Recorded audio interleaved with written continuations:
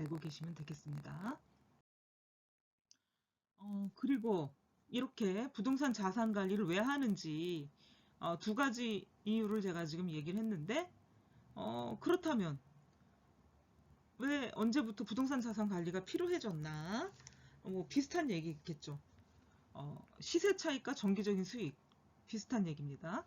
월세 주택이나 뭐 월세 아파트, 오피스텔, 원룸, 월세 상가. 그러니까 월세를 받는 임대주택이나 임차주택이나 오피스텔은 대부분 우리가 수익형 상품으로서 물론 전세도 있어요. 그렇지만 적은 금액을 투자해서 월세 수익을 받으려는 사람들이 오피스텔을 부동산 투자용 상품으로 구매를 많이 했었기 때문에 오피스텔은 주로 월세를 받는 임대인들이 많죠.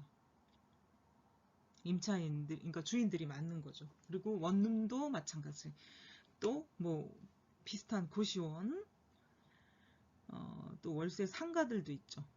그런데 지금은 굉장히 부동산이라는 게 경기를 많이 타다 보니까 가장 많이 타격을 받는 게 월세를 받는 부동산 상품들이죠.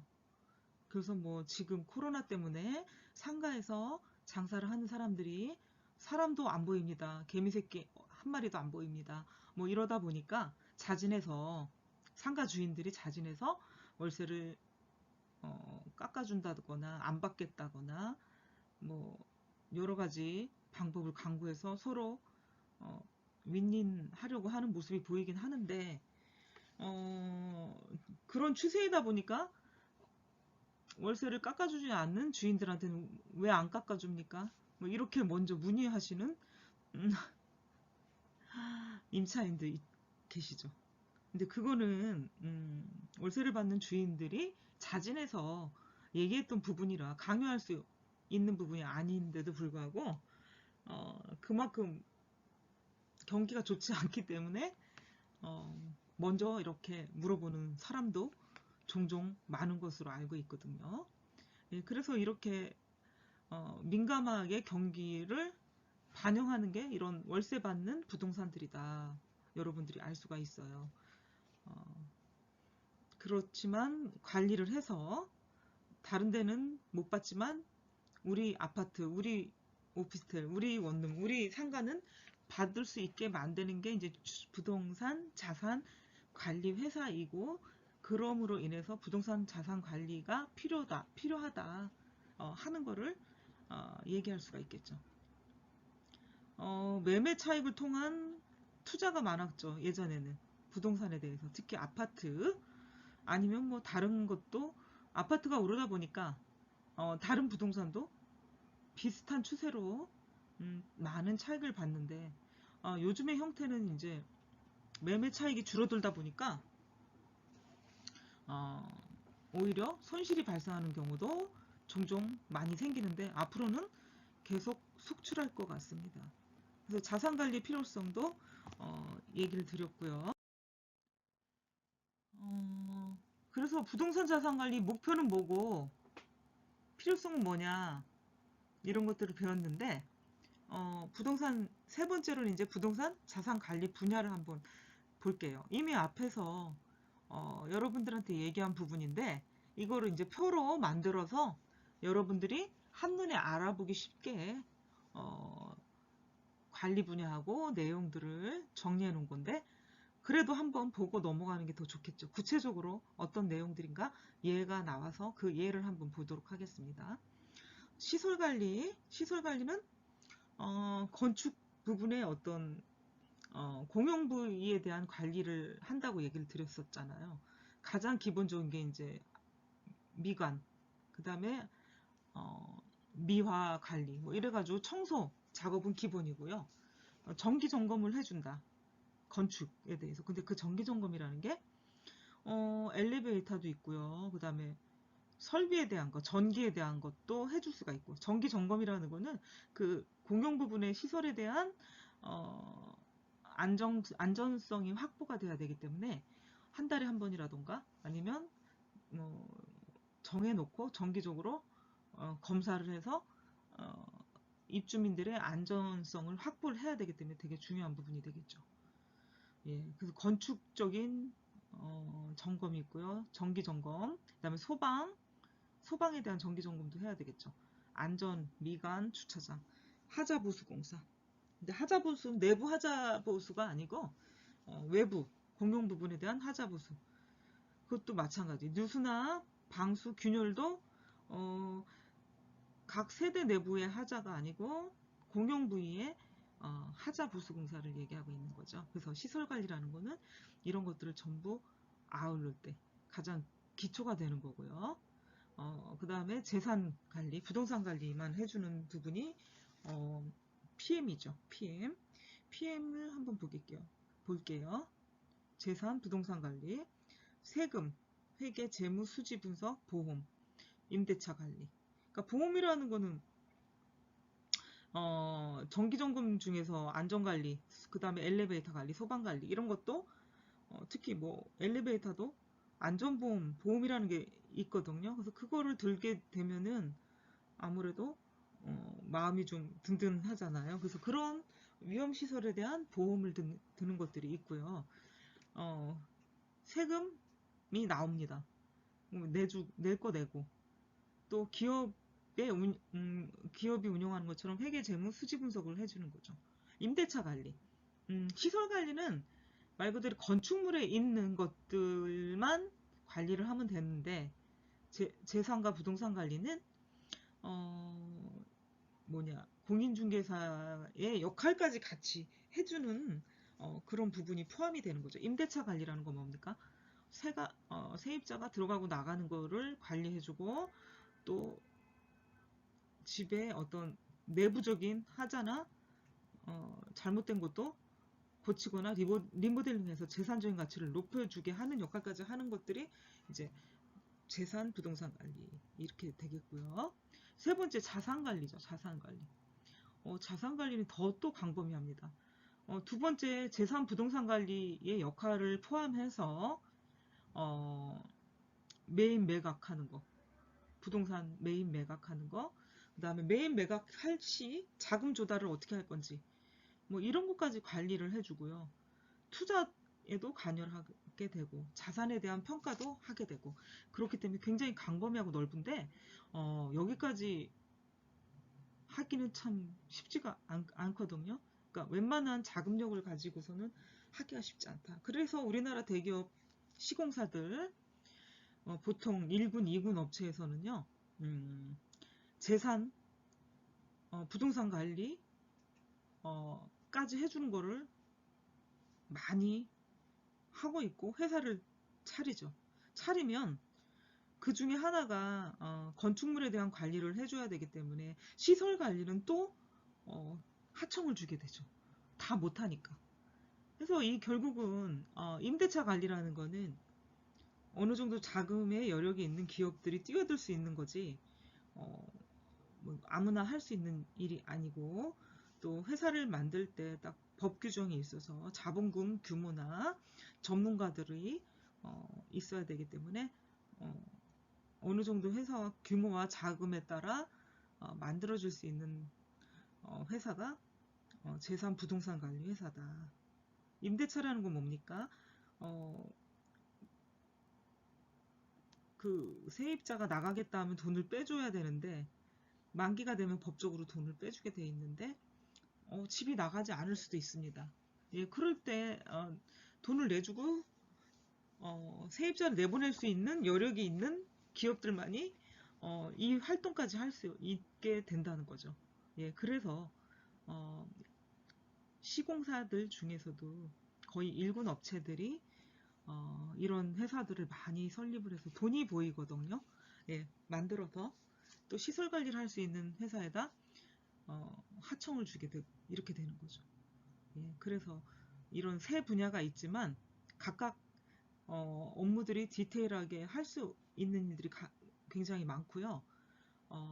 광범위한 일을 한다고 해서 그 회사에서 다 그 일을 처리하는 게 아니고 전문가 집단에게 또 의뢰를 해서 전문적으로 일을 완벽하게 처리할 수 있도록 만드는 시스템이 이제 이런 회사들이 되겠죠. 그래서 관리 분야는 세 분야가 있고 이러이러한 내용들이 있다. 여러분들한테 전달을 해드렸습니다.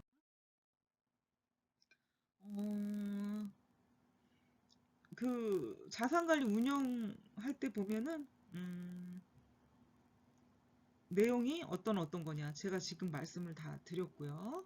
시설관리, 재산 부동산 관리, 자산 관리다. 그러면은 이제 그 세 가지 활동들을 어떤 내용으로 하는지 제가 지금 표에서 다 말씀을 드렸어요. 내용적 분류와 아, 거의 일맥상통한다고 했죠. 그럼 시설 관리는 뭐냐? 이미 많이 설명을 드렸는데 부동산 자산 관리 가장 기본이 되고 기술적인 단계다. 건축물에 대한 건축에 다 부속이 되어 있는 것들에 대한 것들을 관리하는 게 시설 관리다. 관리 공간을 어, 쾌적하게 만들어준다. 그래서 우리가 청소를 하게 되고 미화를 이렇게 아름답게 꾸미려고 하고 어, 굉장히 좋은 환경에서 생활할 수 있도록 유지를 시켜주는 작업들을 하고요. 기술적인 측면을 보자면 건물 설비, 기계 운영, 그다음에 예방적 차원의 시설물 점검이나 유지 보수를 해주는 거죠. 뭐 엘리베이터나 소방 시설이나 또 뭐가 있을까? 여러분들이 안전과 관련된 부분에 대해서 그다음에 공동주택 같은 경우는 옥상에 문을 항상 열어놓게 돼 있죠. 화재가 날 경우에 대피할 공간이 있어야 됩니다. 그래서 우리가 그 베란다를 만든 이유 중에 하나가 또 그거가 그 이유가 되겠고요. 에너지 관리, 또 보안 문제. 요즘에 하두가 바로 또 보안이 될 수가 있겠죠. 예전에는 뭐 대문을 만들어 놓고 아니면 각 집안에 음, 키를 만들어 놓고 이렇게 이동을 하고 왔다 갔다 했다면 지금은 아예 입구에서부터 차단을 하는 보안 시스템들이 기업화돼서 그런 서비스를 받고 살고 있죠, 우리가. 예, 세 번째는 시설의 문제로 수익성 악화 예방을 하고 그다음에 그 임대 부동산을 보유했을 경우에는 위탁과 시설 관리를 위임할 수도 있다.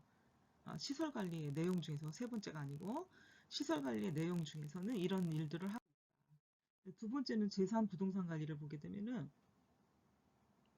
시설 관리 위에다가 기본으로 가고 경영의 개념을 도입을 해서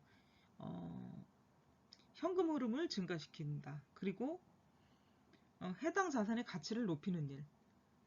그리고 아까 임대차 시장도 관여를 한다. 그래서 부동산 환경과 시장의 변화에 대응을 할 수 있는 게 재산 부동산 관리다.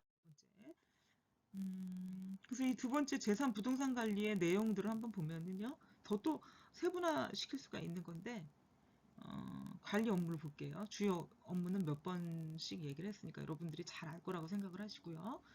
관리, 주요 업무를 보면 건물 관리, 재무 관리, 임대 및 입주 관리가 있고요. 인력 관리.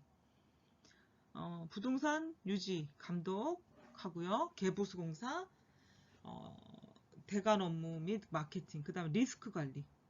최소한의 그 위험이 없어야 되는 게 이제 건물 관리다. 이렇게 생각하는 거죠. 재무는, 연간 운영 시 들어가는 비용들, 예산을 짜게 되고요.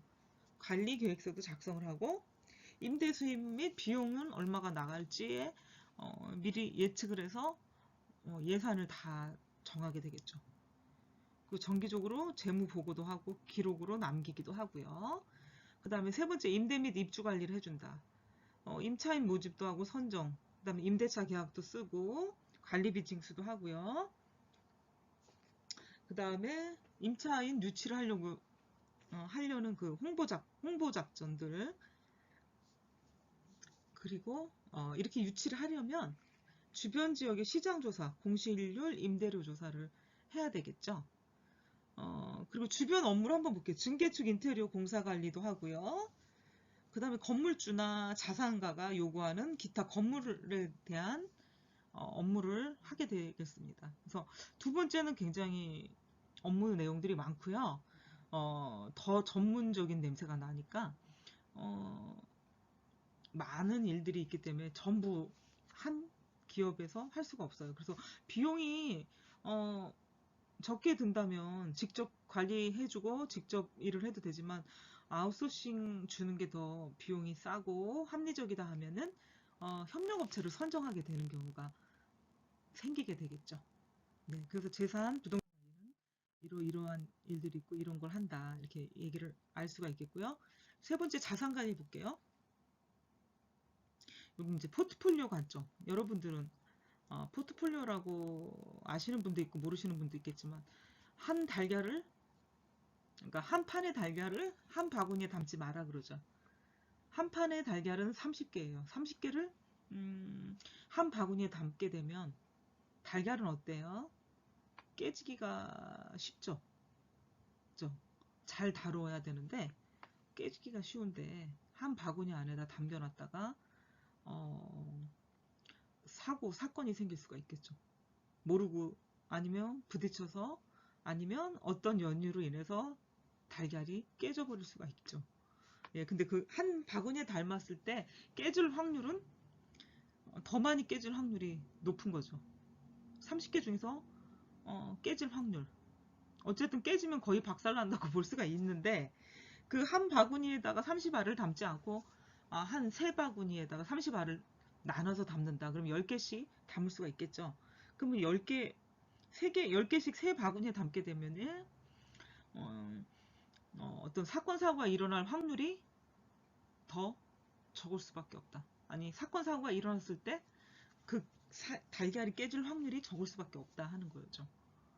예, 그런 것들은 이제 포트폴리오 한 바구니에 담지 말고 골고루 여러 분야의 자산에 투자하면 그 자산을 잃어버릴 확률이 적다. 안정성을 가지고 자산을 아니면 재산을 늘려가자 하는 거를 이제 포트폴리오라고 얘기를 하죠. 그래서 포트폴리오가 잘 됐다 안 됐다는 한 곳에 너무 집중해서 투자를 한다거나 한 곳에 자산만 너무 많다면은 위험하다는 얘기를 하고 있는데 그 포트폴리오를 가장 못한 국가 중에 하나가 OECD 국가 중에 하나가 바로 우리나라가 될 수가 있겠죠. 우리나라 사람들은 너무너무 사랑해요. 뭐를? 부동산을 너무너무 사랑해요. 한정된 자원, 그러니까 자원이 풍부한 나라도 아니고, 국토가 넓은 나라도 아니고. 그런데 그러다 보니 경쟁은 심해지고 쟁탈전도 심해지는 거죠. 그러니까 희소성이라는 것 때문에 그렇게 부동산을 사랑하고 좋아하는지도 모르겠지만 시대적인 흐름에 따라 어떤 자산을 더 선호하게 되는지가 이제 나눠지게 되는데 아직까지도 우리나라에서는 부동산을 많이 사랑하고 있는 것 같습니다. 앞으로의 추세는 또 어떻게 변할지는 모르겠으나 아직은 그렇다고 볼 수가 있겠죠. 예, 그래서 포트폴리오가 가장 안 된 이유 중에 하나가 부동산에 너무 투자를 했다. 한 가게당 특히 여러분 부모 세대의 나이를 살고 있는 세대분들은 80% 정도가 부동산에 투자가 됐고 20%는 거의 재산 증식에 투자가 잘 이루어지지 않았다는 거죠. 그 20%는 어디냐? 뭐 연금이나 저축이 있으나 그게 20% 정도밖에 차지하고 있지 않다는 거죠. 그러니까 포트폴리오 관점에서 본다면은 분배가 잘못됐다? 이렇게 볼 수가 있는 거죠. 예, 그래서 그 20%의 나머지 유동자금을 가지고 생활을 하면 좋지만 그렇지 못할 경우에는 부동산을 팔아서 최악에는 생활을 해야 되는 경우가 생기기 때문에 그 부동산만 투자했고 부동산만 좋아하시는 분들한테는 굉장히 위험의 소지. 어떤 위험의 소지? 부동산 가격 하락의 원인을 제공하는 위험의 소지를 가지고 있다는 것을 연구 결과를 통해서 알 수가 있는 거죠. 예, 그래서 포트폴리오를 잘못했다. 부동산 하락의 주범들은 부동산에만 투자했던 일정 부분의 세대분들이 계시는데 그분들이 시장에 집을 내다 팔게 되면 주택가격이 하락할 수 있는 여지가 충분히 있다는 것을 알 수가 있죠. 그래서 자산관리라는 걸 얘기하다가 포트폴리오 얘기를 하다가 이제 여기까지 왔는데 자산관리라는 게 자금 조달에서부터 운영, 의사결정까지 또 매각까지 하는 전 과정을 아우르는 게 자산관리다. 굉장히 종합적이고 광범위하고 전문가적인 집단들이 모여서 할 수 있는 일들이 되겠습니다. 네 번째, 부동산 자산계획 설계. 매입하거나 투자할 때 자산계획을 설계하죠. 주로 우리들은. 예, 그래서 이런 경우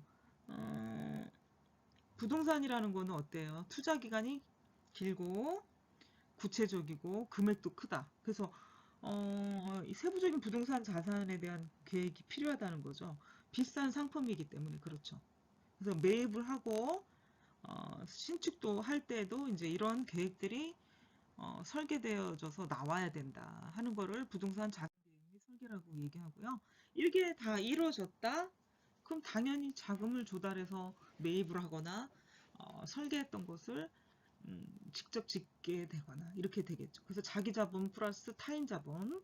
자기 자본은 자기가 가지고 있는 어, 자금을 얘기하는 건데 그게 뭐 예전에는 40대 60, 50대 50이라도 가능했었는데 지금 같은 경우는 자금 조달 계획서를 제출해라.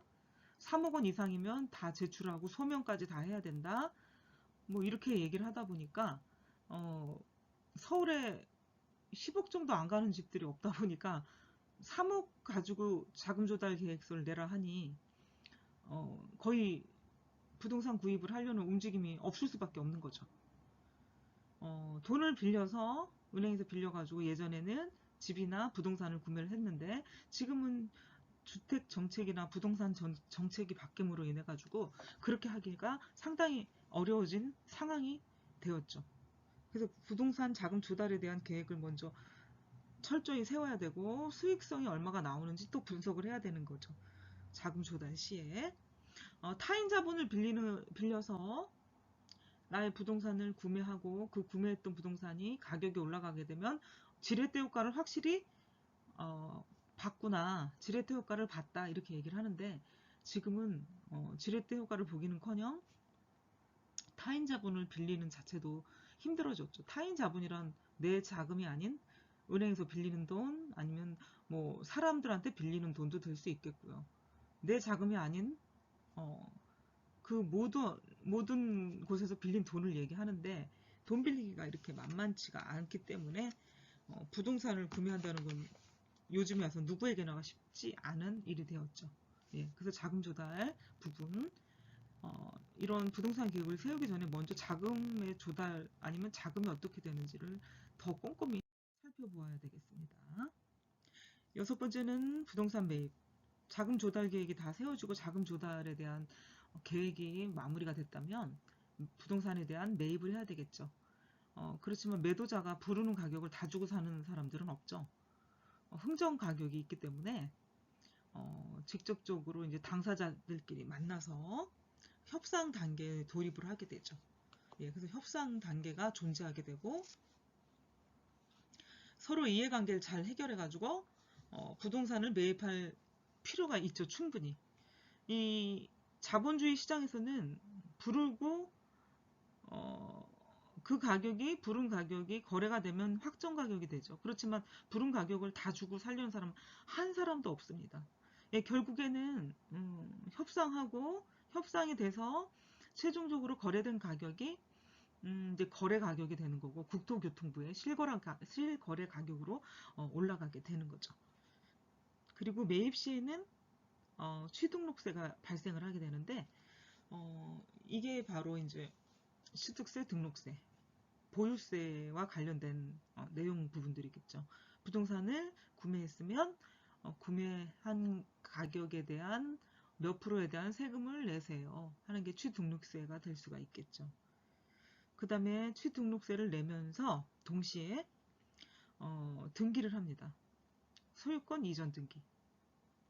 그죠? 주인이 바뀌었기 때문에 바뀐 새로운 주인 앞으로 등기를 하게 되겠죠. 우리나라는 무슨 제도가 있기 때문에 공시제도가 있기 때문에 소유자에 대한 권리가 바뀌었다는 것을 등기제도로 알려주는 게 소유권 이전 등기가 되겠죠. 그래서 등기를 해야 된다. 등기가 해야 그 권리를 인정받을 수가 있다.